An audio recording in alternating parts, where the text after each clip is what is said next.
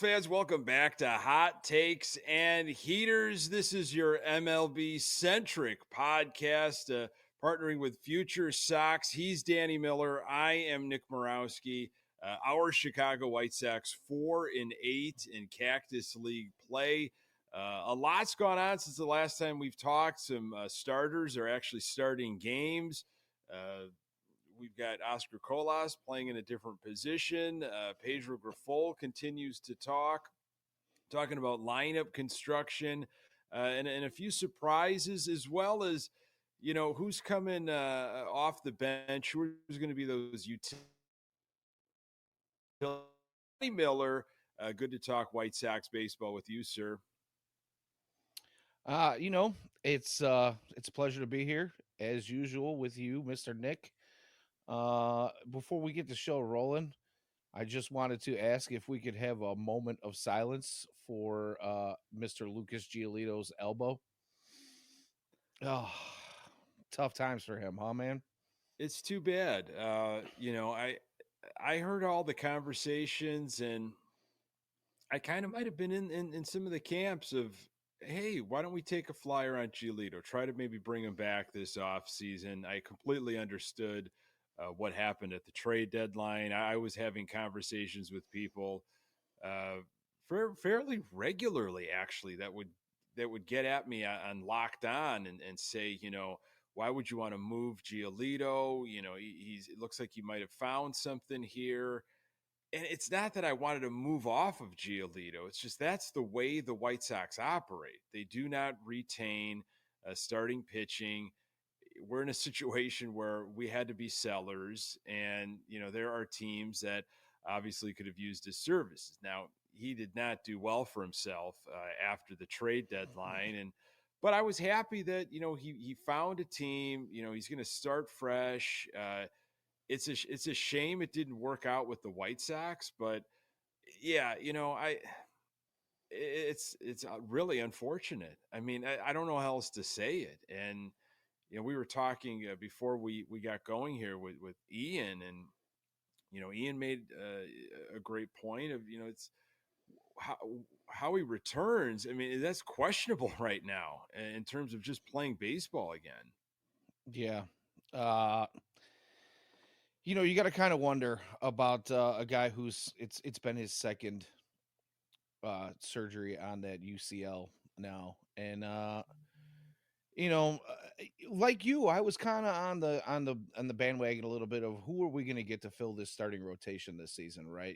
The White Sox had some holes, a lot of question marks, and still question marks to this day, and there's been a handful of pitchers go down in since the start of camp and in spring training, and you know, as Ian and I used to talk on a regular during our White Sox Daily podcast, we always talked about there's never too much depth in at least serviceable pitching, right? Uh and you thought maybe Lucas Giolito, he kind of blew up his season at the end of the year last year. You thought, well, maybe it's because he got away from Ethan Katz, and maybe you bring him back and the old Katz will fix something happened. But looking back at what happened to him, and he bounced around a little bit the second half of the season last year. He found a couple of new homes, and you kind of wonder, was that UCL maybe an issue towards the end of last year where he was going to be needing Tommy John and didn't really know it, and just kind of found its way into a full on tear at this point in spring. I don't really know, but yeah, it's tough times for him. Yeah, that's those are I like reading those articles, is having a bit of a pitching background as you do as well. I've enjoyed reading about pitchers trying to recreate or reimagine or imagine for the first time, a new pitch. And it feels like every couple years there's a trendy new pitch out there where pitchers are trying to work on, on their side sessions. Sometimes it doesn't become in vogue during spring training, so you kind of have to do it during the season. Giolito's been a guy that, I think is challenging himself, like wants to get better, is very cerebral, and I mean, he's taken all of that in consideration, I think, probably with mechanics. he has fluctuated body type though over the last several years. He went from very flexible to then he bulked up, and was just a lot of upper body mass, and he pulled an oblique early in the season, and then he got back to flexibility, and so I don't know if that plays a role on the arm and the strain. I don't know if he was trying a new pitch, trying to work on something different grip, different whatever, and it's just his arm couldn't handle it. I mean, it's got to be more than that.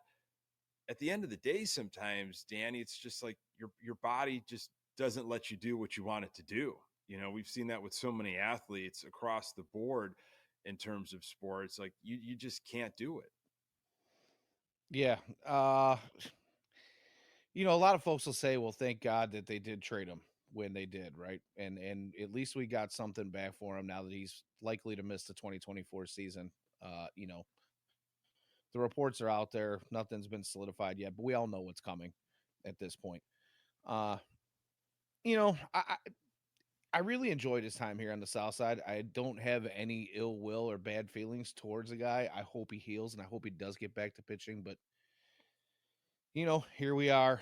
Uh, it's a tough break. So, I when I think about what Giolito meant to the White Sox, and you obviously have to factor him in the beginning of the rebuild. I think it was a day after the Chris Sale trade where he comes over from Washington for Adam Eaton, and everything's in motion, and the hype over this guy Giolito, and he just hit or miss. It just he has that magical no hitter during the 2020, and then the vision of just him against the A's starting that series, and the look, right, the sway, the overall body language that he had when he was zoned in and dialed in. I mean, man, that was fun. That was some fun Giolito stuff. yeah.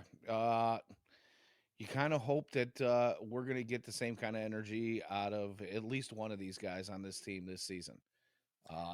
Like I said a few minutes ago, there's a lot of question marks surrounding our starting rotation now. But you know what? I don't know if I'm doing this out of order. If you had some sort of No, itinerary, but I I guess like where that you're going though. This is a great this segue into leads us pitching. into I one mean, of our topics. it really does. Dylan Cease has had some thoughts on Dylan Cease has had some the thoughts. rotation. Yeah, he's gone a couple innings, a couple hits, a strikeout, no runs. I mean, again, small sample size, but we're starting to see our starters get some innings here, which is a good thing, especially since the last time we talked. It's more been about what he has said and how he has felt. And, obviously he continues to get peppered and will about the trade rumors and how are you compartmentalizing that with what's going on. And, he's saying all the right things. He doesn't even think about it. It's all systems go in a White Sox uniform. But I found this a quote to be pretty interesting. I don't know if you saw that. I'm really excited for this rotation. C said a lot of people are sleeping on us. You see how the ball is coming out of Michael's hand right now. Garrett is nasty.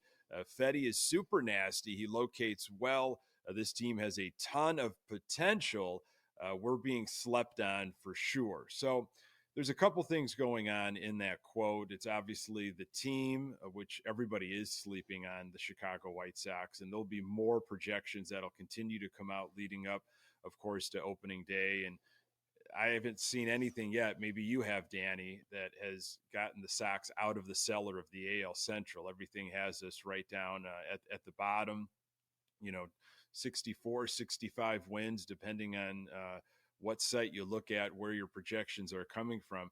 So he's talking about, everybody's sleeping on this club. And maybe he's also talking about sleeping on the pitchers.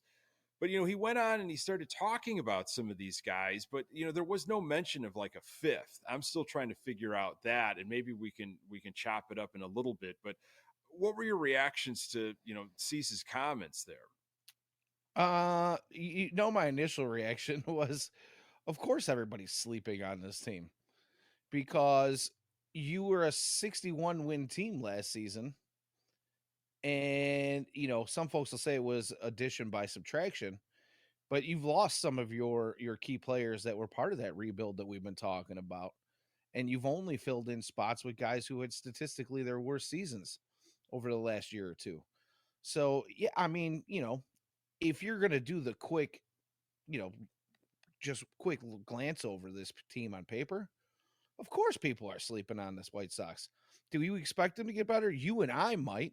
I know folks like myself and Ian and a lot of the folks here at Future Sox think that there's a good possibility that they do have a handful more wins than they did last year.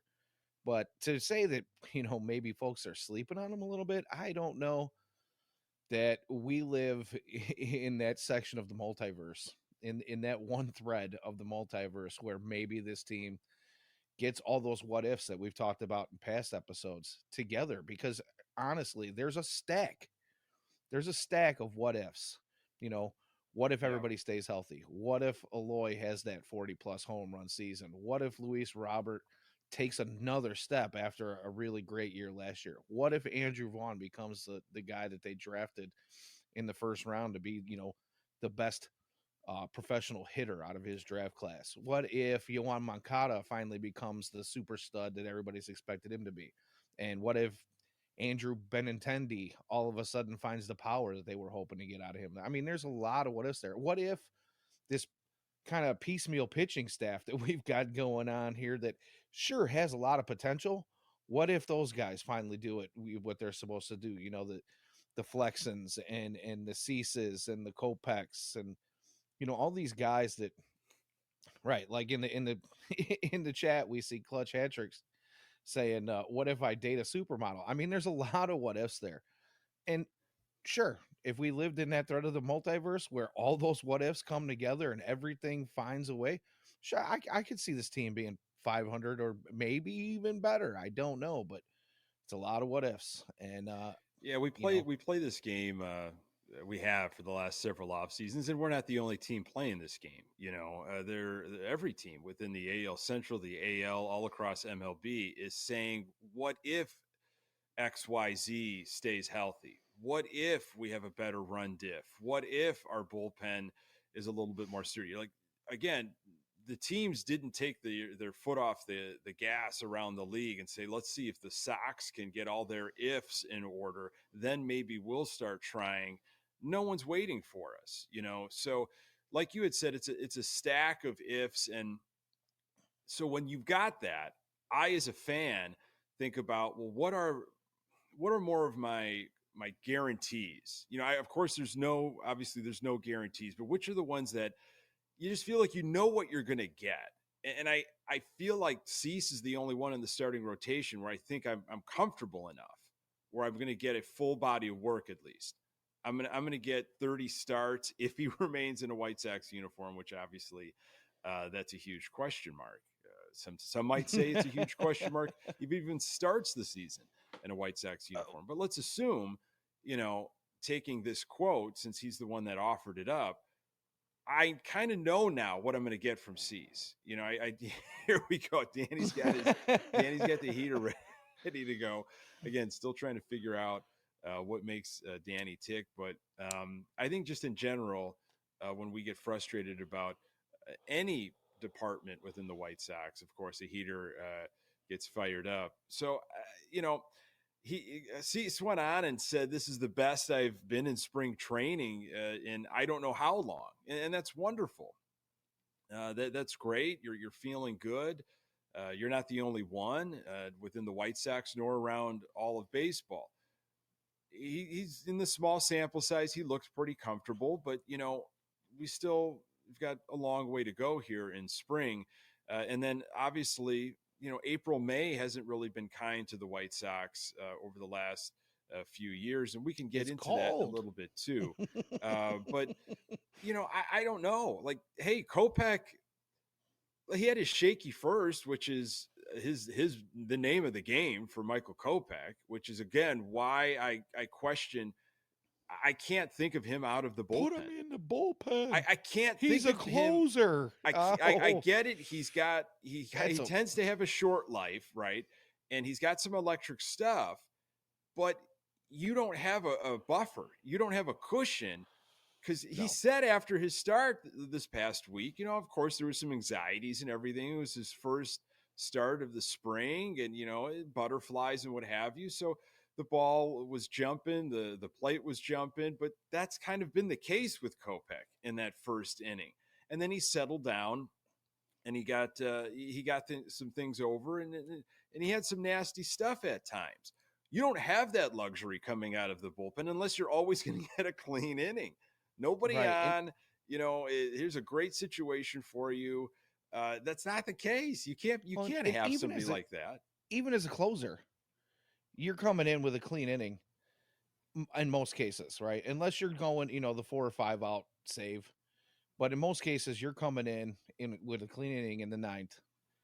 And if it takes you an inning to settle in, that's not pretty. That's not indicative of You what a can't closer have should that. be. No. Maybe if he does go to the bullpen, maybe I see him in a long relief role where you're comfortable bringing him in say the fifth, sixth, Yes. seventh inning, You would take over because like he a is a guy Jesse that can. Schultens, who I thought was probably Right. going to be maybe a long relief. Yeah, Oh, that's rest in how peace, that's how Jesse you'd have to Schultens. do it. Yeah.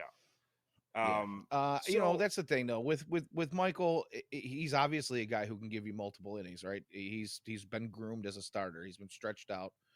Uh, if we're gonna put him in the bullpen, make him a middle reliever, long reliever.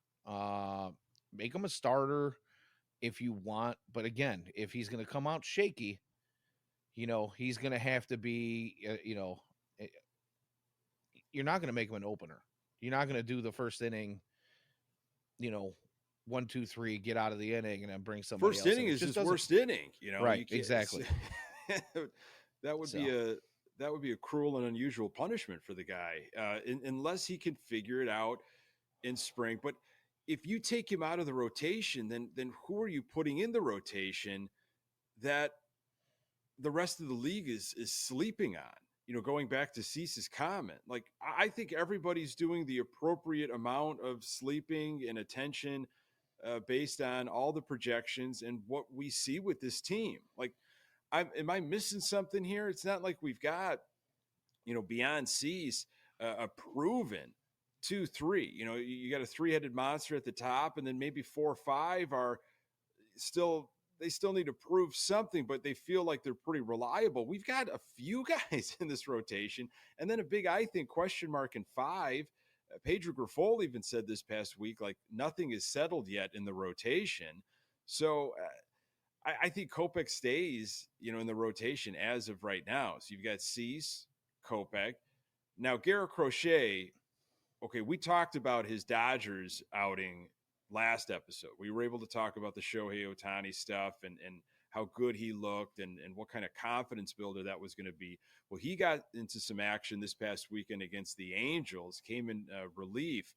It's just a short outing. I think altogether he's got less than 4 innings, but looked really good again, Danny. He struck out Mike Trout. So what a spring he's having. He struck out Ohtani. He struck out Trout. The ball's jumping out of his hand.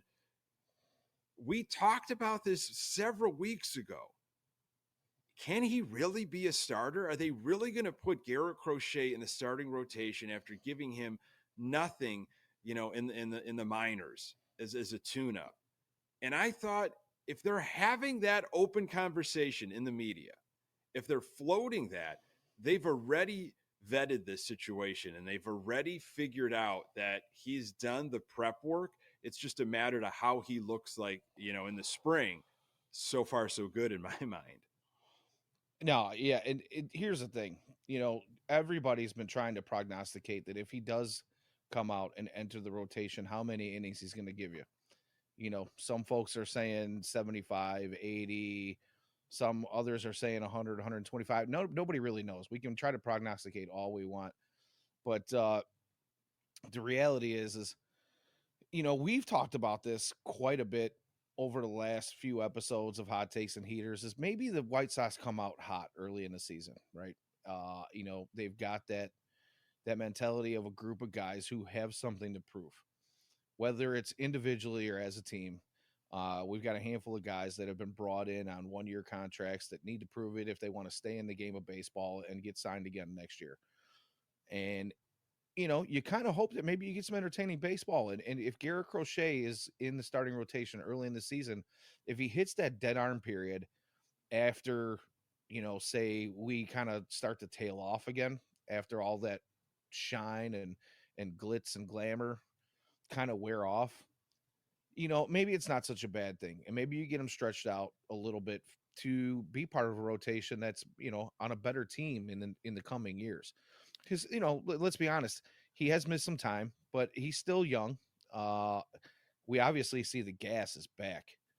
But I gotta refer. I watched you and Pat on the Good Guys Talk Back Yeah. show, and I had to have a nice little laugh with you guys, saying, yeah, hey, he came out and he struck out Otani and he struck out Mike Trout and he sat Mookie Betts down, and he's put guys on the bench that are some of the best hitters in baseball. Maybe he just hangs it up, says I'm done for this season. I'll come back next year. I thought that was hilarious, but on a more serious note, I kind of want to get your opinion on what you expect from him. How far do you think he can go? Well, Honestly, it after really being it a Sox fan and watching for I as many mean, it years as you have. depends if they're going to really use him as a starter or if he's going to come out of the bullpen. I mean, like we were just mentioned with Cease. Now, it's unfair to compare Cease and Crochet because Cease has been doing it for several years. Cease takes the ball 30 to 32 times a year, and you're hoping for 150 innings. You're hoping for more, but we know that innings is bizarre these days. It's not the same as when we were, younger watching baseball. That has changed how you manage a game from the pitching standpoint. If you can get a starter to go five, people lose their mind. Like, wow, this is great. Okay, so I mean, Yeah, the quality start is a big deal these days. if he's starting though, they're going to have him on a leash no matter what, right? There's got to be a set amount of innings where they're thinking they're going to limit him to. I mean, this has happened to other pitchers before in a White Sox uniform recently. I mean, Kopech had it happen to him a couple seasons ago where they were really controlling how many innings he was going, even though he looked pretty sharp. I think there was an outing against the Yankees where he was like in no hitter territory, maybe after the sixth or seventh, and they were like, "No, we're playing for the long game here. Like we're being very sensitive to your innings." So they're going to be sensitive to Crochet and his innings. I want to know what that number is. I don't know. I mean, if he's a starter, I would say he goes over 75, 80 innings. I really do. You kind of have to. I just you kind of gotta. because then you're looking at what makes 20, 25, 20 starts.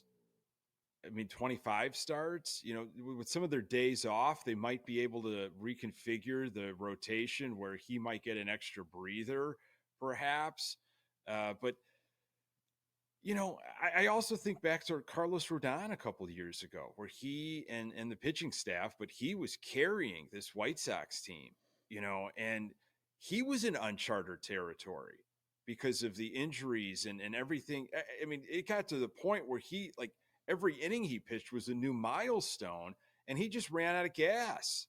He just absolutely ran out of gas towards the end of that 2021 season. So, what are you pushing Garrett Crochet for this year? That's my other question. Like, what are you going to push him in 2024? Yeah, well, like Ian says in the chat, Justin Verlander came out and he had a fantastic season last year after TJ. But he also says that said, he's starting the year on the IL. And now, granted, again, unfair comparison. You got a guy who's been in the league for, whatever it is, 17 years or however long Justin Verlander's been around. And then, you got Garrett Crochet, who's, got less than 100 innings pitched. Yeah. I don't know that I want them to push him. I don't. No, they say he's been stretched out.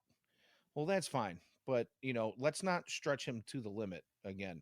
Because I got to be honest with you, I haven't. None of us have really had an opportunity to see a lot of spring training baseball at this point because unfortunately they're just not televising enough. Yeah. But what we do see is the highlights, and that leg kick, the high leg kick, and the 100-mile-an-hour heater that has been non-existent since him coming back for his injury, that is back now. Fantastic stuff to and watch. and and like we mentioned last week, which it's continued again, small sample size. He's not just throwing; he's pitching. He's mixing things up. He's changing eye levels, and this is just another confidence boost after throwing against the Angels. So in a season that I think you're looking at like 100-game season, honestly, for the Sox. You're looking from March 28th to what, August 1st, the trade deadline. Because I firmly believe, just as my fan mentality, they're going to be sellers at the trade deadline. So then How you've got dare you, roughly Nick? 60 games, August, September, where it's going to be just a mash unit. You're going to see all different, and you should be seeing guys that are really going to be auditioning for next year. What's our future look like? So between March 28th and August 1st, roughly 100 games, like, get Crochet, get a sense of what you got from Crochet. I don't think you need to absolutely push him and push him too far and get him out of his comfort zone, because this is going to be the first year he's doing something like this, something he's wanted to do. And I think you got to play for the long game. Yeah, that's exactly it. I don't. I need to be able to feel like there is a goal for the future because and we are future Sox here, for a different type of reason, but we, I just need to feel like we're not pushing things just to put some kind of product out there that makes you feel like maybe you're going to get an extra 3 or 4 wins in the W column this year. I, I need to see something that says the White Sox are going to make a push to maybe try to win this division in the next year or two, and then maybe go beyond that in the coming years. Because honestly, if we're just pushing guys to push guys to, try to make fans happy, we're not doing the team or the fans any justice, right? So That, I mean, that's that's really all I'm that's looking the for. Let's concern. not. Was is just mentioned in the comments here. Do you trust the organization, Danny? I mean, it's got a different twist to it, but the king is still there. I mean, Jerry is still there. Who's doing some of the day to day? Things are looking a little bit different. Damn it, Nick. So I think it's just the mentality. Like, it's what's the organizational philosophy here? It can't be to Oh. put people in jeopardy, like, for beyond this year. Sure, you want to put a product out there that's exciting. You want guys, you want fans to come out. Are you hitting up? You got another lung dart already here? Because I okay, mean, go ahead.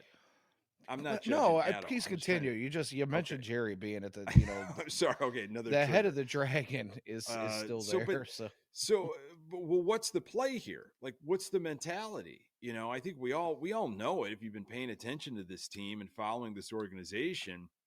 Of course, there's new blood, and like, we've upgraded defensively, and we've got some depth finally, but you don't see a lot of danger, in the new folks that they brought on. Nobody's like this premium free agent where you're like, wow, we add this guy to our lineup. Watch out. You're looking from danger from some of the folks that have been around.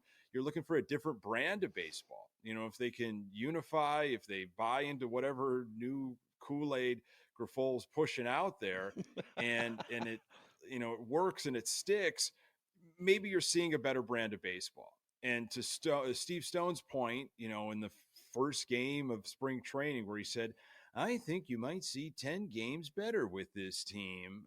Nobody's getting in a lather over 71 wins. I'm looking at what kind of baseball, what's the process moving beyond this season, and how are you building for the future? So, whether it's Kopech getting confidence, Crochet feeling confident, and then, like, I don't know, Fetty, who's number 5? Is Flexen going to be in the rotation, Danny? you know what? I think it comes down to how they feel about either Flexen or Soroka. You know, Yeah. unless I've missed something, Mike Soroka is still healthy, correct? It is Yeah, as far as we yeah, they're know at just this moment. flexing. He limited limited time. Soroka, I think, should be getting some opportunities this week. Kopech's going to go again on Wednesday against the Dodgers, which will be kind of exciting, just to see what he's got in his second stint. So to what Grifol said, things are still fluid in terms of the starting rotation. And those names that Cease mentioned, there wasn't like a fifth name if you're reading into it. But, Right. I want to go back, just if I could, just a little bit further back here, and talking about April and May and how we've discussed, and I've heard this from other Sox fans, and this is good, just tavern conversation, so to speak, of what if they have a hot spring? They didn't last year, but what if they just, they're living off of the adrenaline of all of these guys fighting to make the club, and everybody's sleeping on us, and Sheets continues to give his rally speeches or whatever if he's still on the team. What if they catch people off guard? You're going to have to do it, I think, against the division that you feel grateful for being in. You're going to have to do it against the AL Central, because when you play out of the division, you're playing it with some tough opponents here. In April, Sox have got Atlanta, they've got Cincinnati, they've got Tampa, you've got Philadelphia. In May, you've got Tampa again. You've got the Yankees, you've got Toronto, Baltimore, Toronto. Okay, those are your out of division opponents. April, May. I don't. Again, if the Sox are cooking, maybe they can stand up to some of those teams. But those teams I mentioned, they've got higher aspirations than 162. They'd like to play into October and beyond. So if you're looking to surprise people early on, you're definitely going to have to, figure out how to do it against outside of division, but you have to beat your division. That is where you're going to have to make hay. Yeah, uh, there's no doubt about that. And we've got some early games against Kansas City where the running joke this offseason has been how everybody has come over from Kansas City, and every free agent has got some sort of tie to Kansas City, or at least most of them. Obviously, it's not everybody, but and all the hires in the personnel and coaching areas are guys that are tied to Chris Getz and Pedro Grifol, from their Kansas City days. But honestly, I think that's a team that's still very beatable for this White Sox ball club. And you've got a handful of games. I believe they play on the road at Kaufman, probably like mid-April ish. I want to say I don't have the schedule in front of me. I mean, first week of April, it's a Is okay. 4-game series in Kansas City. I mean, if you can take, I would like to see them obviously sweep that series just to get a jump out on those guys. But if you can take 3 out of 4, I think that speaks volumes for what this team is kind of looking to do early on in the season. So here are And your it might first be 4 series, Danny. You open against Detroit, then Atlanta comes into town, then it's Kansas City, Cleveland. So 3 of the first 4 series are in division. yeah, yeah. And I see Clutch Hattrick says in the chat that the Royals have a much better roster than us in his opinion, and I don't disagree. Uh, I just think that it's a beatable roster. Again, if this White Sox ball club comes out with a chip on their shoulder, like we're kind of hoping that they do, they all know that they've been hot garbage for the last couple of seasons, and they're tired of hearing about it. And maybe there is some fire, and there's we talked about that addition by subtraction, where they've maybe gotten rid of some of the clubhouse cancers and some of the issues that are around. I don't know how long that luster lasts, but if you can get out there early on and keep that kind of mentality going for as long as you can, maybe you push some of that winning mentality into later May and even early June, and maybe even into mid June, where I'm not saying you're going to be at the top of the division, but you're kind of hanging with maybe the top 3 in the And I division. see that happening with pitching. I think pitching beats good hitting, and if our staff, even with a question mark, but if you've got 3, maybe 4 guys that had really good springs, that are healthy, that are feeling good, that like the way their stuff. Now it's going to be different though because you're going from Arizona to, the Midwest, and we open up 35th and There Shields. it is. Probably going to be some cold weather. The ball's going to be doing different stuff for you. It's cold. Hitters sometimes don't hit. I know somebody that went to Houston a couple of years ago did not like to hit in cold weather for several months, and then came alive finally, and then finally had his month August.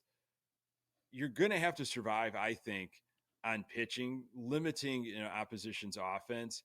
I'm questioning where some of this offense is going to come from the Chicago White Sox, especially 7, 8, 9. But one of the big, I don't want to say debates, but something that popped up that caught my attention and a lot of other people's attention was roster configuration already and that number 2 spot. And Yohan Moncada, I don't know if you saw this, very vocal, talking to Pedro already, saying, I want that number 2 spot. God, Now, I hope you have that quote ready for I us. have the really... quote. So let's set this up. So over the last, I don't know, 5, 8, 10 years, the way we look at the 1 and 2 spot in lineups is different.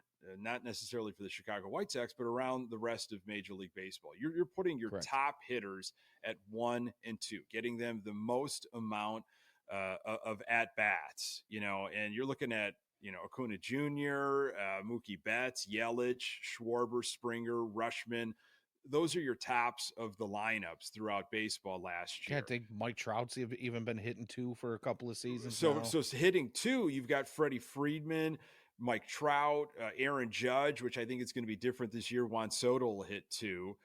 Seager, Paul Goldschmidt, Julio Rodriguez saw time hitting in the 2 spot. And this spring, Otani's been hitting in the 2 spot. So, okay, that 2 spot, I think of it as a danger spot, man. The top 2 spots are danger. Those are feared spots. Now, again, I don't know how many dangerous players right now we have on this White Sox lineup outside of Luis Robert Jr. Would love for Eloy to be that guy. He's sure hitting the ball like it this spring. And of course, you want to see that from Moncada. He looks to be swinging the bat rather well. Is he a danger guy? Is he a guy that is going to, be one of your feared hitters, your big time hitters? Well, this is what Pedro Grifol said on Moncada hitting potentially in that 2 spot. First line. He's one of our best bunters. He's one of our best hit and run guys, and everyone knows the ability he has from both sides of the plate. What I did tell him is this: I like consistency in the lineup, even though I'll shake it up this year if I have to. I don't like interrupting the rhythm of the lineup with your main guys. So what does that mean? Which we're all kind of wondering. You got to play. You got to give us games. So he knows it. He wants it. He's got to go take it. I'm not going to hand it to him. There's a lot to unpack there. So basically, this is a merit-based situation for Pedro Grifol. He's got to get it in the Cactus League, which you have a limited amount of opportunities. You're kind of getting into your group. So he's got to take it so he can earn it right away and be 2, because Pedro doesn't like to be fluctuating lineups and moving things around. So when he finds number 2, it sounds like he's going to stick with number 2. I don't know if Moncada is going to give you enough in the spring to say he should be your number 2, but that's where we're going right now. In terms of bunting and hit and run, Danny, I mean, thoughts on that? Well, first of all, we're only into the part of spring training where we're starting to see a little bit more of your starters get some playing time together, instead of splitting the squads up a little bit more, or we're just barely kind of scratching the surface there. And to be talking about bunting, one of our best bunters. Yeah, our best bunter. And then we're talking, not only are we talking about bunting, we're talking about Yohan Moncada, who everybody and their brother is hoping he has a breakout year. It's a contract year. It's contract fear for Yohan Moncada. Bitter Sox fans, including myself, are some of us are believers that contract years can bring out the best in a player. Why are we talking about bunting in the 2-hole with Yohan Moncada? We're giving away outs. We're giving away You outs. know, And if I you don't. look at the metrics, there has been breakdowns, there's little memes and PDFs all over the place about, a run efficiency and what bunting does, with one outs or less than 0 outs, 1 out, 2 outs, guys on first, guys on second. And we go back to that conversation we had where, we go back to Ozzy Ball, where it's get them on, get them over, get them in, right? Yeah. Sure, that mentality works if you have the right guys at the top of the order. Yep. I don't know. I haven't seen a true leadoff man really emerge on this White Sox team. And then to say we're going to hope that Miguel Moncada is going to break out, but then we're going to take the bat out of his hands because we want to do what we want to move Benintendi from first to second in the hopes that I'm guessing Luis Robert Jr. is going to be batting third if Moncada is in that 2 hole or Eloy. And we're hoping that, that move over to second base for Benintendi takes us out of the double play situation, or that one of these guys hits the ball over the fence. Why are we giving away that out? That's where and that's the scary thing, kind of, is like he says this and he really plays his hand of what possibly the philosophy is for the Chicago White Sox this year. Like, that's the type of baseball they're going to try to orchestrate. I mean, again, with how the trend has been going with the number 2 spot in lineups, I would have expected a different start to that quote from Pedro Grifol of, he could be a dangerous hitter. He's got power from alleys, from both sides of the plate.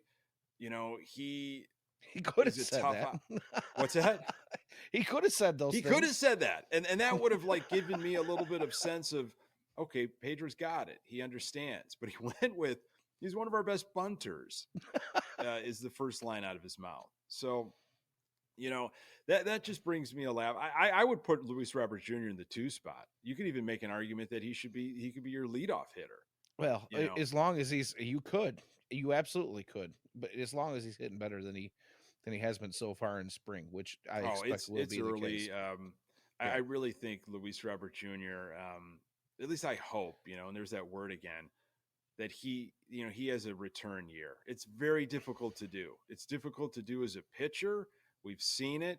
When you are in that Cy Young conversation, to go back and repeat it, there's a bullseye on your back, man. It's very difficult to do. Same thing as an offensive performer. That's why you kind of have to.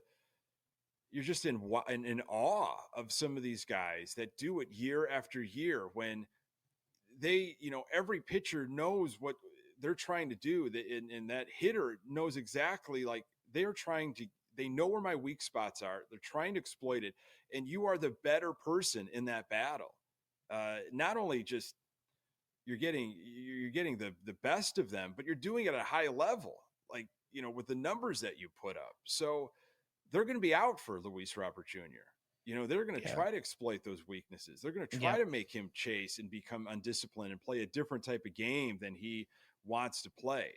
They absolutely have got all the video, of course, on him, and we'll see how the adjustments that Luis Robert Jr. makes. But I'm hoping it's just on par, if not better, from last year.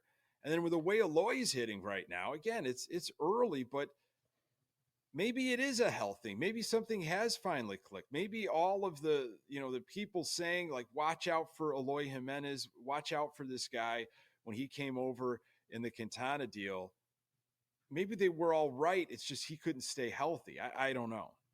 Well, I think maybe it's that, and maybe somebody finally, it finally sunk in that you're just not going to be an everyday defender in the field, and you need to embrace the DH role, because we all know you can hit the ball a mile. Excuse me. We all know you can hit the ball a country mile. We all know you can scorch it at 119, 120 miles per hour exit velocity to the gaps. And you just need to embrace the fact that you're a DH. So, I don't, and that's a great quote you bring up from the chat there, hoping that Pedro is referring to good situational hitting rather than bunting every time. I was thinking the same thing too. We just both, I know Nick and myself shared the sentiment that it's just a strange way to lead off It's that just a weird way to conversation. If you start wanted to that. bring it Yeah. up later in the conversation after the question had been asked, Yeah. after you got out, the attributes that are sexier, I guess, Yeah, when it comes to absolutely for a that number kind of two thing. hitter, of Yeah, right. course. And Now then something that Pedro said in that quote, though, I completely agreed with, is you got to stay on the field, Mancada. Like if you absolutely want to be in that spot, I need consistency. Now it's tough to just sit somebody down and yell at them and say, "Stay healthy, stay healthy. You need to stay healthy." All of the conditioning, all of the prep should have already gone in during the off season. I don't believe he had the surgery. I think there was some physical therapy, rehab, whatever, for his back, and it sounds like he is completely right. So all of that work should have gone in, and now it's just like maintaining. Throughout right. spring and into the season, all the exercises. If you've ever had a lower back issue or any type of really injury, and you're taking PT, and they put you through an absolute sawmill, and trying to get yourself right again. And you got homework to do. You got to do those exercises and in between sessions, and then you graduate.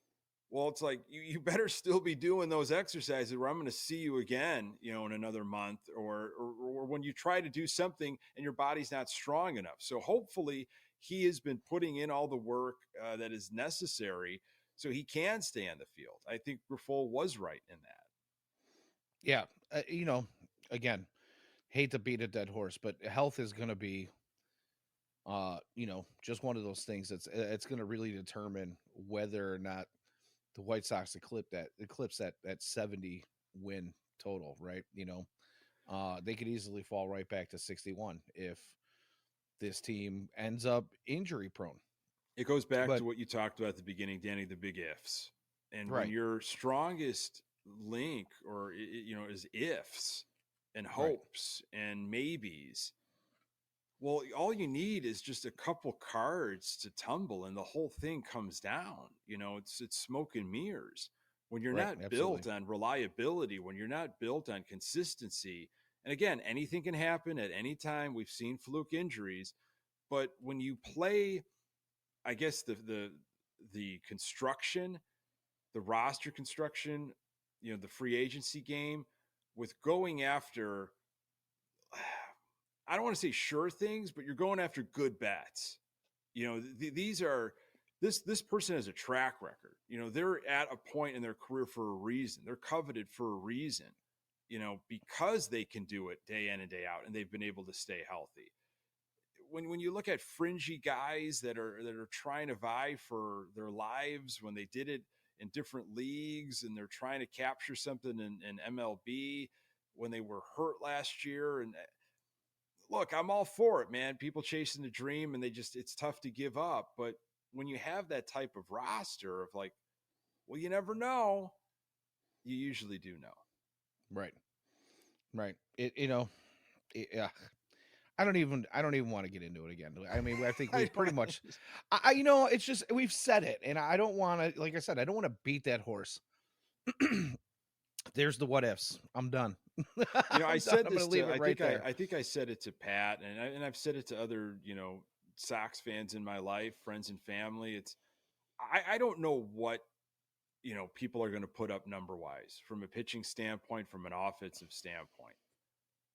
And I don't know what's going to happen. I've kind of, I don't have a very comfortable feeling at all going into this season. But what I would love to see is everybody stay healthy. Sure, you're gonna get banged up here and there. You have your normal baseball injuries, but stay away from stuff that's unfortunately happened to Lucas Giolito and a few other pitchers. Like I want Crochet to be healthy enough for him to achieve whatever he thinks he can achieve, or to hit any marks that the White Sox want him to hit, so we can see him all systems go in 2025. I want Kopech to stay healthy physically and mentally, so we could see what we could really get from him. And then obviously we talked about guys like Mancada and Eloy Jimenez. Just stay healthy. I'd love to see what you could do when you're confident and you're healthy. That's just, I don't know, what numbers you might put up, but I just want health for these guys. Well, and the crazy thing is all these names that we're throwing around right now are guys that have been part of that, that rebuild contender that everybody talked about that just never really put it together. There is a chance that maybe these guys do.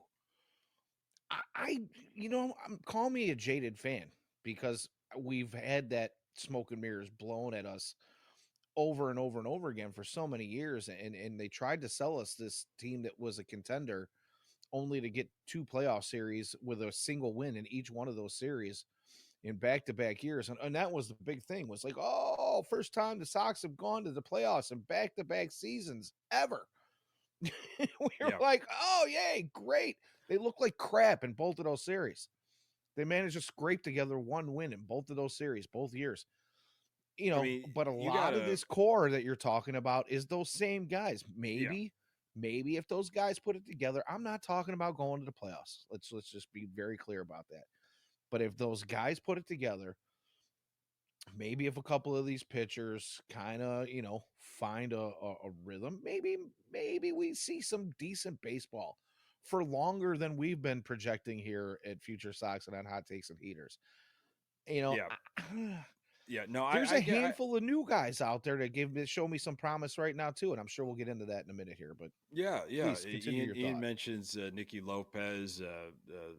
Scott Merkin had an article, I believe, on the blue collar Nicky Lopez, and how that fits in with White Sox culture and fandom, and you're going to have a different up the middle. Like, I'm not blown away by that at all. It's not like, wow, how Just did we so good land up the middle. Lopez and DeYoung? Unbelievable, that fearsome tandem.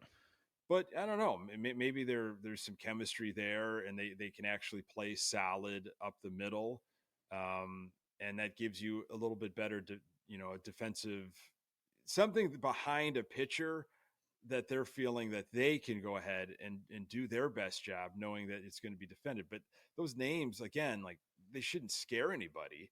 Of like, watch out. But if they play solid baseball, they don't beat themselves. You never know. Again, I'm not getting too hung up on, is it going to be 68 wins? Is it going to be Right. 73 wins? Because this team's going to look completely different, I think, by August 1st. So then throw all those wins out the window. And what is it really for this year? It's for beyond, in my mind. So it's like, what kind of baseball are they playing? Have people bought into Grifol, or can he not get this train on the tracks again? I think April and May will be really interesting to me. How Well, they come out of the gate, because we've heard all of this talk, all of the, fast, these acronyms, all this stuff. I And love okay, Pedroisms. you've had another off season to figure out, what did you do wrong last year in your first year? How can you do the opposite? You've also changed up. Some guys are out of this clubhouse that I think maybe just didn't go well with you, Pedro Grifol. And you've got guys maybe that are more your speed. Well, how did you operate that? What's the result here? And so I would be, that'll be something to pay close attention to. Now, there are a lot of new guys. I mean, heck, there were 70 guys that came into camp. I think bench utility, super utility, whatever you want to say, those are battles that I don't think have been won, or I don't really see anybody that's emerged. Zach Remillard has had some positive moments, hit a couple home runs. Gavin Sheets had two in one game. Pedro Grifol said, at the end of the day, it's probably not going to be who had the best stats in the spring. It's going to be who helps us win many different ways off the bench. So, and that's where Hanser Alberto came into play last year, where he won that like super utility role, because they had to look at stats. I mean, he was Mr. Cactus League. He beat Right. out Lurie Garcia, and I think there was a familiarity between Alberto and Grifol from their Kansas City days. He liked all the things that Alberto was able to do. That didn't pan out very well at all for him or the White Sox in the long run. But do you see an avenue where Mike Moustakas is not having a very good spring at all, but Pedro wants Moustakas on the team because he's comfortable with Moustakas. He knows what type of player he is. They have a relationship. He can play different positions. That's where I see his, in this quote where he's going with something like that.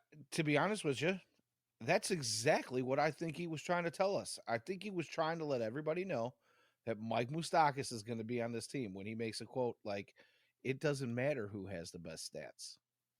I need a guy who plays a handful of positions. He's going to help. I don't know if he's going to help you win in many different ways, but he's going to fill many different holes. And he's got those ties, and he's also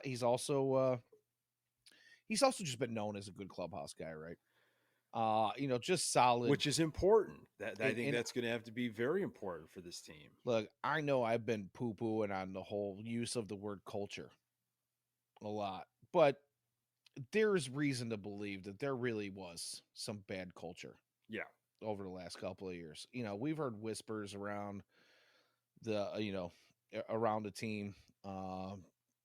This guy was, pretty awful teammate. This guy, they had the cliques over here in the back of the locker room. They had the Hispanic players hanging out over there. The white guys were hanging out over here. It was like very cliquish. And, there were some guys that were just complete disruptions, and some of those names, I've heard some things that maybe said there might be some names on that list that would shock you. And I'm not going to throw them out there. They'll make their way out at some point.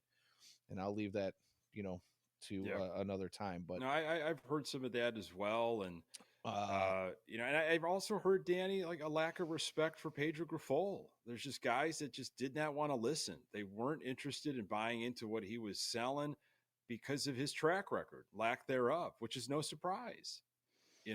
What has he done? He's had a baseball resume, but when you bring somebody in because you think you still have a type of team that can contend, which were the words of the organization when Grifol got brought in, and you bring him in to guide the team,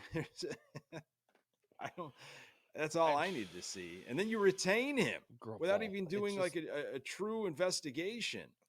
That's where the heater came from. I knew you were talking about where you were going. Yeah. So I have a feeling that you're pushing my buttons, bro.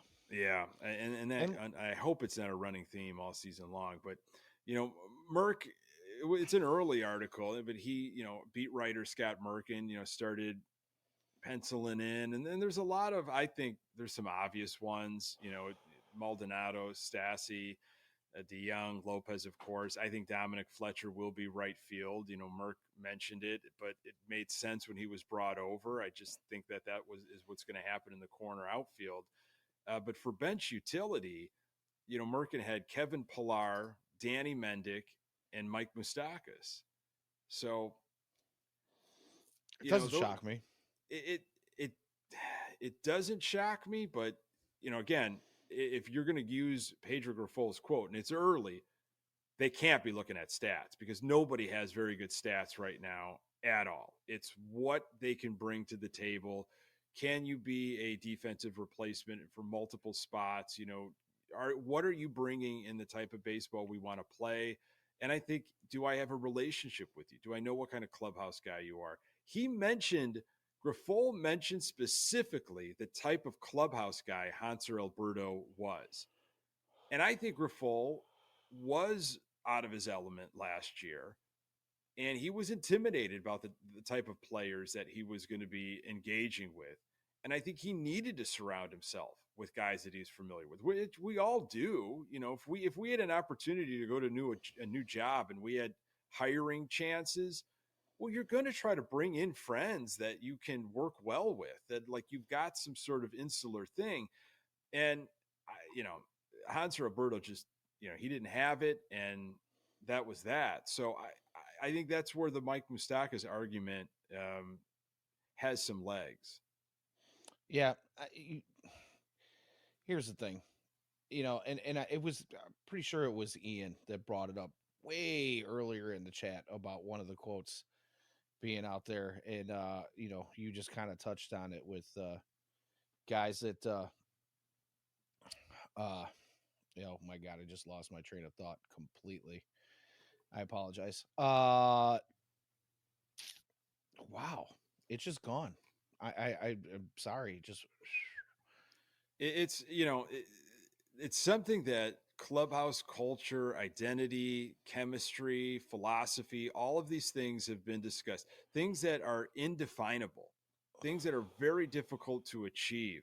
So you're trying to figure out a brand new way of playing baseball, flip over the roster, bring in, new organizational pieces, and you're also trying to kind of create a new machine type of way of doing things with the Chicago White Sox, where it's plug and chug. This is how we do things, and the garden's going to weed itself eventually. It takes time. It takes a lot of time with a first year GM that should have never been in the situation that he's in.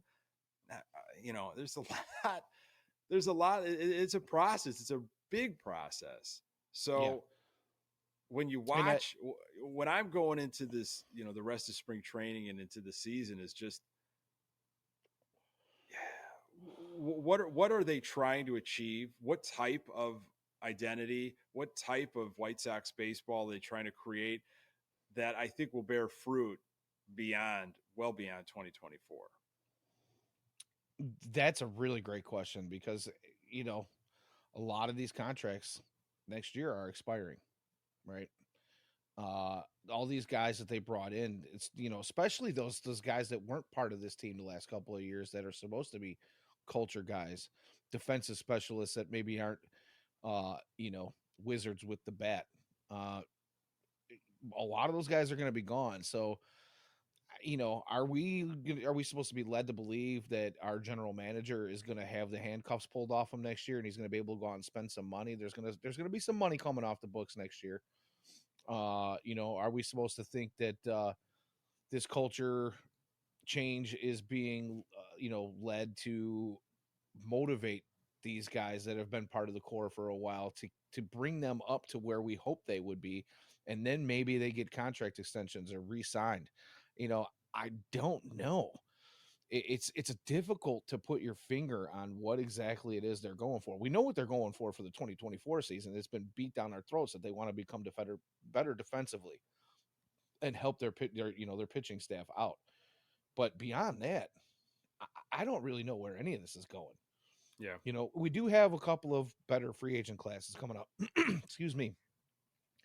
But what does that mean for the White Sox? Obviously we've hit on this a few times. We even hit on it a couple of times during this show that the White Sox aren't just known for spending a lot of money in free agency. When Andrew Benintendi is your highest paid player in team history, and besides, the other question is, and I heard somebody talk about this on a few other podcasts, like, what does that guy even do?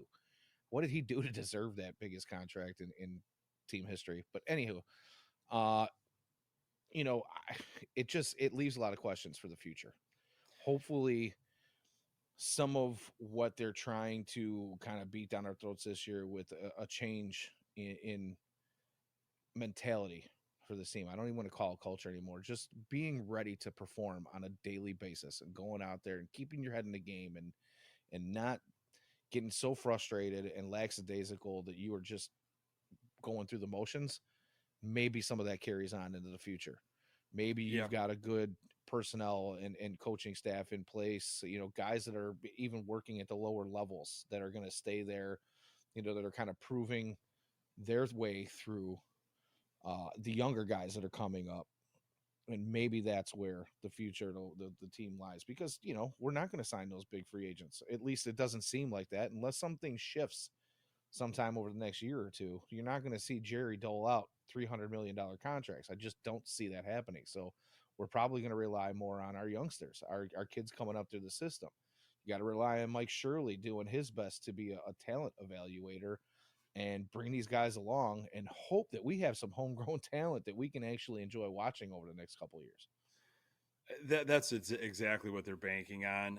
I hope they do splurge though when the time is right, and they bring in and they play at the top of the free agency, and they bring in an arm or two, or a big bat if they need it. I hope it's a little bit different this time around, but hope. So we still have some more spring training to go. I'll be out there next week, Danny. So I will have to I'll have to miss out next week. I It's all right. apologize. I I'm going to be will. boots on the I ground hopefully. in Arizona. I don't think I will ever find a replacement that will be you, as good as you. All right. It won't be.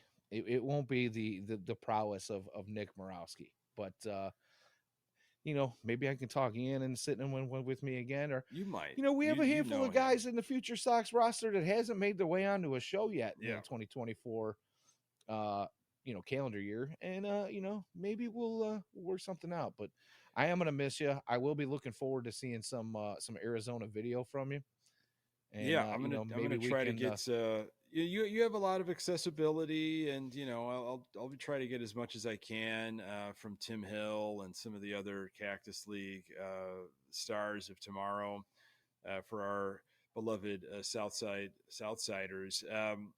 Yeah, I mean, by the next time we talk, you're going to have more innings from guys like Kopech and Cease, and we'll see maybe a fifth starter start to emerge. And I hopefully some of those bench battles are materializing, and Eloy continues to hit, and guys just get a little bit more confidence. But yeah, I'll be out there for 2 games. I'm not And laughing at you, by the way. I'm paying attention to the chat here. As these guys are clowns. So I give Tim the Hill, the Tim Hill the Tim Hill star photo closer. is absolutely great. You know what? Since you bring up the closer out of here, I will say that there are a couple of young guys and a couple of guys that they Yeah. picked up in the off season here that really kind of standing out as maybe having that the makings of a closer. Well, Jordan Jordan Leisure has Leisure, been looking good. guy looks lights out right now. Yeah. I mean, the Strini's look pretty good. Again, when you have the opportunity now, Davey you can't. Garcia. Yeah, you can't miss. You have to. You know that the spotlight's on you, and you just you got to show up. You got to perform when you have those opportunities, because this is the type of club organization year where you could push the envelope a little bit. You could push somebody's hand if you have like nothing else to prove in a lower level. This should be the chance, if you're ready, to do it at the big league level with this team. Yeah, well, I mean, opportunity abounds, right? Yeah. You're in a position now where, because of the roster construction that we've been beating up on for so long, this is an opportunity for these young guys. This is an opportunity to show out. So I'm hoping we get that for sure. I want to thank everybody that jumped in and the chats. This was great. Keep bringing the conversation, and hopefully, these types of conversations spill out with Sox fans in your life, and these can, because they're never ending. They're cyclical. I love these types of conversations because there's not necessarily a right or wrong. They're hypothetical, and it's just Sox fans just chopping things up about what's happening with our beloved team. So find this podcast wherever you find your podcasts, FutureSox.net. We are all over social media. Danny Miller, it's been a pleasure, buddy. Oh, always a pleasure with you. Thanks for being my therapist week in and week out. It is. I feel a lot better. So thanks again, folks, for jumping in. And, next time you hear from me, it might be in Arizona. And of course, until next time,